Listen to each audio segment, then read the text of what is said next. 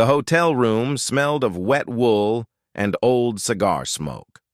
February 1945. A Yale professor sat alone at a desk in Levadia Palace, Crimea, writing in shorthand. He was transcribing the most consequential conversation of the 20th century, one that would consign millions of people to decades of communist rule. And the world would never know, not until 48 years later, when his notebook surfaced in a Maryland basement. Welcome to Phantom Atlas. I am your host. Today, we uncover 5 diplomatic secrets that rewrote history in the shadows, agreements made in locked rooms, sealed in coded letters, buried in presidential archives. These are the moments when the map of the world was redrawn, not by armies, but by diplomats who spoke in whispers. Inquisitive. What happens when the public story and the private deal diverge completely? Calm. The answer reshapes everything we thought we knew about the past century. Our first secret takes us to Yalta, February 1945. Roosevelt, Churchill, and Stalin gathered at Levadia Palace, exchanging pleasantries beside the Black Sea. The photographs show smiles. The official record speaks of free elections in Eastern Europe. But beneath the rhetoric lay a different reality. Dread Charles Bouchard, an American interpreter, recorded private exchanges that contradicted every public promise. Stalin demanded privately that Poland's eastern border shift westward. He wanted the Baltic states under Soviet control. Roosevelt, desperate for Soviet entry into the war against Japan, agreed. Inquisitive. Churchill later wrote in his memoirs that he could see the Russian hand reaching across the conference table. Yet the full truth remained hidden until 1993, when Bouchard's notebooks were discovered. The documents revealed what Roosevelt conceded in exchange for a Japanese surrender guarantee, one that became unnecessary after Hiroshima. Dread calm. Our second secret travels to Islamabad, 1969. The Vietnam War burned across television screens.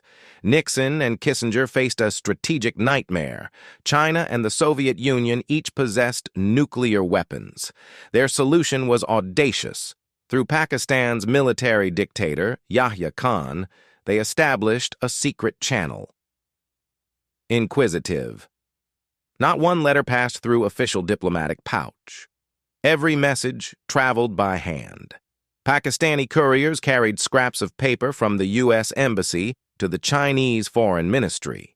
In December 1969, Kissinger sent a note written in longhand. We should explore the possibility of a fundamental change in our relationship. Beijing responded within days. Calm. By July 1971, Henry Kissinger boarded a Baji Sitan Hong Kong flight to Beijing under a false name. The cover story claimed stomach illness requiring medical treatment in Pakistan. The world learned of his visit only after he returned. Within months, Nixon stood in Tiananmen Square. The Cold War would never be the same. Inquisitive. Yet how many died in Vietnam while this back channel operated? How many bombing campaigns continued while secret negotiations proceeded? The diplomatic triumph came at a hidden cost. Calm. Our third secret hides in a Swiss bank vault. 1919, the Sykes-Picot Agreement, dividing the Ottoman Empire between Britain and France, had been signed 3 years earlier, or so the world believed. Dread. In truth, a supplementary protocol existed. The Sykes-Picot text contained secret clauses that created a new territorial line, a zone that would later become Syria and Lebanon. The original map shown to the Arabs, promising a unified Arab kingdom, was a forgery. A separate map existed, stamped secret, revealing the true colonial carve-up. Inquisitive. When the Bolsheviks seized Russian archives in 1917, they discovered and published the secret treaties. British officials denied their authenticity for months. Calm, yet the damage was permanent. the promise made to Arab leaders T.E. Lawrence and Emir Faisal crumbled into dust. The modern Middle East, with all its fault lines, traces its borders to those 1919 forgeries. Here is where history grows uncomfortable. The dominant narrative frames these secrets as cynical betrayals, great powers deceiving smaller nations for advantage. That story is true, but incomplete. Calm. Consider Yalta again. Roosevelt faced an impossible arithmetic. Soviet forces occupied Poland. Soviet troops stood in East Prussia. What leverage did the American president possess to demand free elections in Warsaw? Dread. Perhaps the secret concessions were not betrayals at all. Perhaps they were acknowledgments of reality, things the Americans knew they could not change, written down privately so historians might eventually understand. The tragedy lies not in the secret deals themselves, but in the public lies that followed. Inquisitive. When State Department spokesmen assured Congress that Yalta protected Polish sovereignty, they knew otherwise. That is the true secret. Not the agreements themselves, but the systematic cover-up that lasted generations. Calm. The Pakistan Channel offers a different lesson. Nixon and Kissinger kept Congress blind. Senator Henry Jackson demanded briefings. Kissinger refused. Dread. The back channel worked precisely because it operated outside democratic oversight. No minutes exist. No witnesses beyond a handful of trusted intermediaries. When historians later reconstructed events, they relied on personal papers and memory. Inquisitive. Does secret diplomacy serve the nation, or does it serve the diplomats themselves? Kissinger's memoirs frame Yalta as tragic necessity. The Pakistan Channel appears as strategic brilliance. Calm. But whose necessity? Whose brilliance? The people of Vietnam, Cambodia, and Laos had no seat at that 1969 table in Islamabad. Their fates were decided by men they never elected and would never meet. 6:30, Rewrote. Modern echo plus open question. Dread. These secrets echo into the present. The Yalta divisions created an iron curtain that fell in 1991, yet NATO expansion has revived those same fault lines.